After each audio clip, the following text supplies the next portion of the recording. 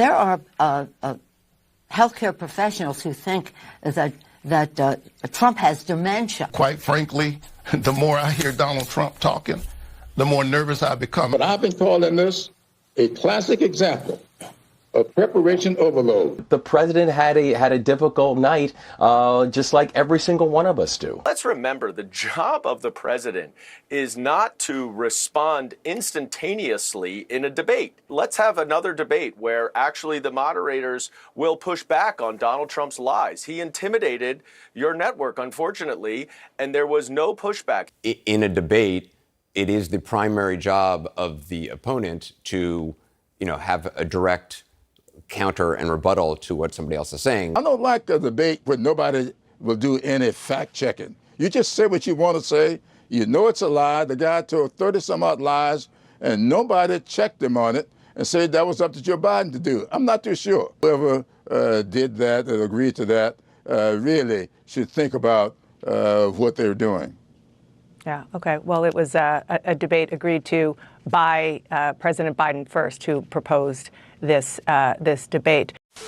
In response to the media turning on Joe Biden and reporting that he is a senile old man, Democrats are now employing two new propaganda narratives. First, we have the narrative that Donald Trump also has dementia, as explained here by an alcoholic old woman. My people are very much Biden, Kamala Harris, and this is an opportunity for Joe Biden to go out there and show he has the stamina and the rest. And by the way, while the press, and for some reason they don't, there are healthcare professionals who think that Trump has dementia, that his connection, his thoughts do not go together. And while he may be saying we're enablers, we see Joe Biden up close. We know how attuned he is to the issues, how informed he is. And I debate with him about legislation, and not debate, but discuss it with him. He's right there. So in any case, it was a bad night. Let's not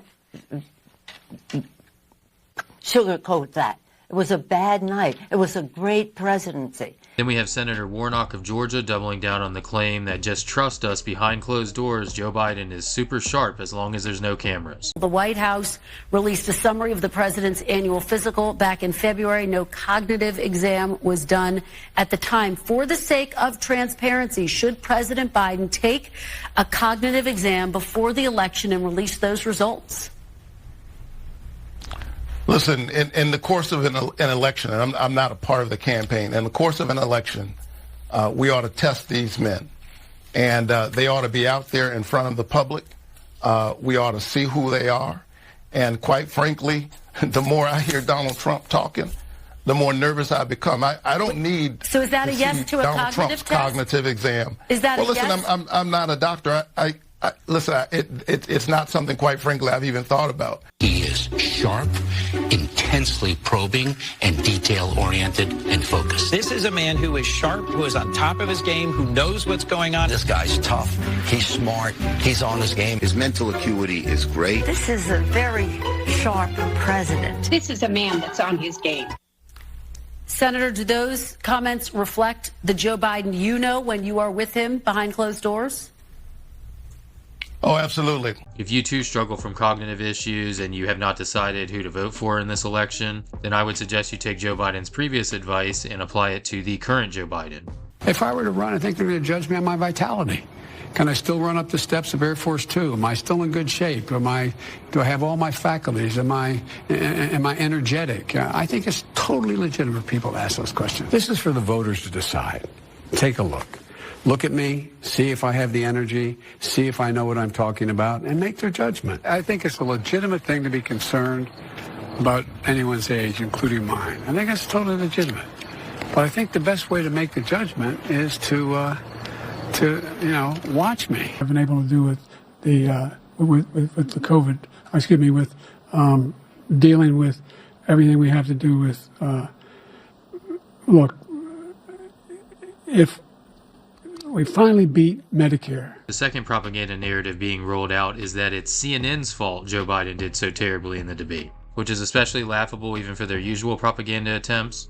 The scheduling, the format, and the moderators of the event were all selected or set up to give Joe Biden an advantage. Scheduling-wise, the debate took place much earlier than a usual presidential debate, and this was because the Biden campaign was losing ground and they hoped to change that narrative, as well as the fact that they probably knew the earlier the better as far as Joe Biden's mental decline. Then they were so worried about Trump interrupting Biden or getting points in while Biden was talking that they created a format where the moderators could shut off the microphone of a candidate. To top it all off, they selected CNN to moderate the debate, which before the debate would have definitely been considered an advantage for Biden. But then Jake Tapper and Dana Bash did something that you're apparently not allowed to do, which is let the candidates speak and get their viewpoints out. So naturally, Democrats are now saying there should be another debate, but only if the moderators push back against Donald Trump.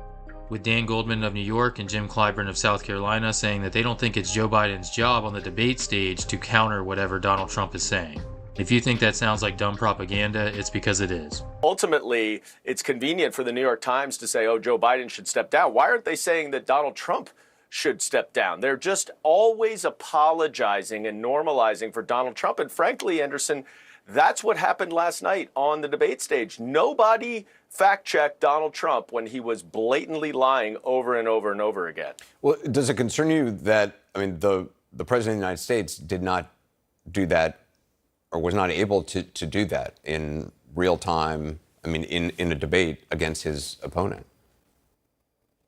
No, it doesn't concern me. Look at the State of the Union, right? It was the exact opposite. Look at how he was today on the campaign trail in North Carolina. He had an off night. People have an off night, and he's older than most. For sure, you're going to have some off nights. But let's remember, the job of the president is not to respond instantaneously in a debate. You are governing the country. You are making critical, important decisions, getting information from the staff that you hire, the administration that you build, and you're using all of that information to make decisions and to pass legislation and to defend our democracy. And that is what Joe Biden has done so well. He is blatantly mischaracterizing the disaster that was his presidency, and that got a lot of attention and didn't get a lot of pushback. But let's have another debate where actually the moderators will push back on Donald Trump's lies. He intimidated your network, unfortunately, and there was no pushback. He was given free rein to just lie as much as he wants. And that's not helpful to the American public either. Yeah, I don't know about the intimidation part, but I wasn't part of the discussions on any of this. But obviously, in a debate, it is the primary job of the opponent to, have a direct counter and rebuttal to what somebody else is saying. And clearly the president was not able to do that. We will see, obviously, in another debate if that would change. I do not believe that Joe Biden has a problem leading for the next 4 years because he's done a great job of leading for the last 3.5 years. What about his performance on Thursday, though, sir? Do you understand why some Democrats, some independents who were not that interested in voting for Donald Trump and were considering voting for Joe Biden look at that and say, I just don't see it. I don't want to vote for him. What do you say to them? I would say to them, take into account the record. Yes, it was a bad performance. I've been around these things. I've been a part of debate preparation before, and I know when I see what I call preparation overload. And that's exactly what was going on the other night. I saw Joe Biden grabbing for words and phrases and even numbers that he was loaded up with. The next day, he gets to North Carolina, he's freewheeling, and he captivated the audience. And that's what we should do. The debate preparation can be tough, but you got to really do a good job of preparing the candidate, not just with information, but with style, with deflection, and the kinds of things that we did not see in Joe Biden the other night and saw it 4 years ago.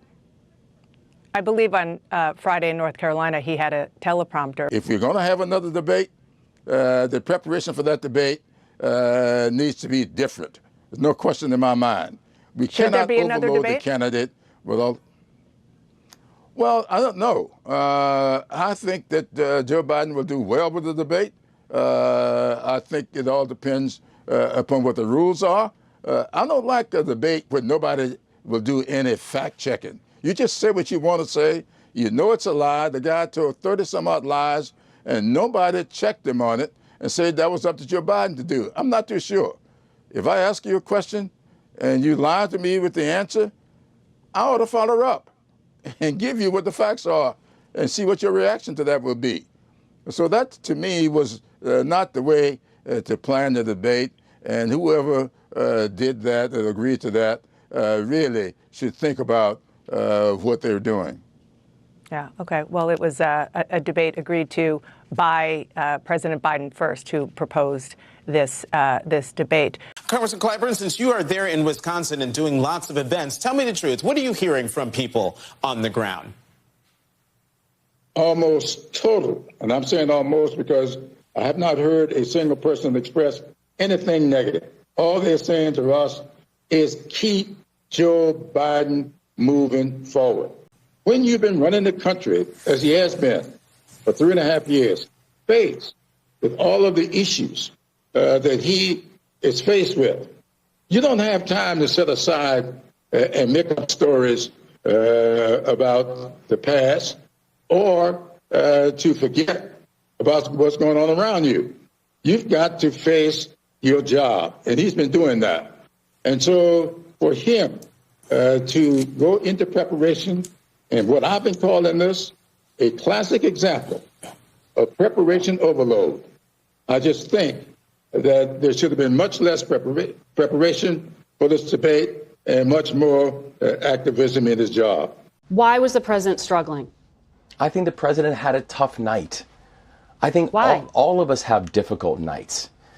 Well, I think that the president had a difficult night, just like every single one of us do. But obviously, there was a big problem with Joe Biden's debate performance, and there's also just a tremendous reservoir of affection and love for Joe Biden in our party, and so this makes it a difficult situation for everybody. But there are very honest and serious and rigorous conversations taking place at every level of our party, because it is a political party and we have differences of point of view. I mean, if you compare that to the non-existent dialogue and conversation that took place in the Republican Party after Donald Trump's criminal conviction on 34 counts, it's remarkable. Do we have new poll numbers for President Biden post-debate?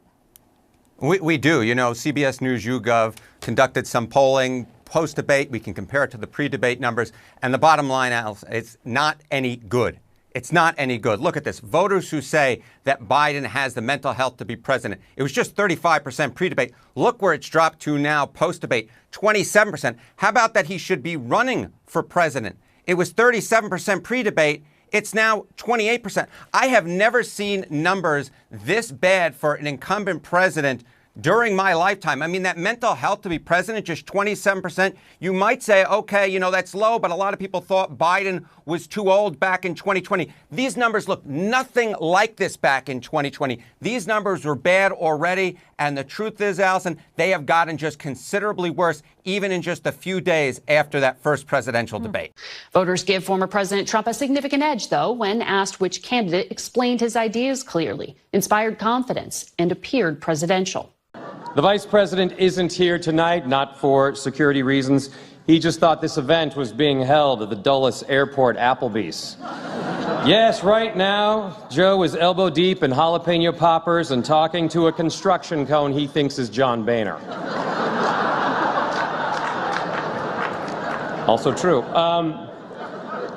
It's crazy to think that Joe Biden is only one heartbeat away from no one taking him seriously as president.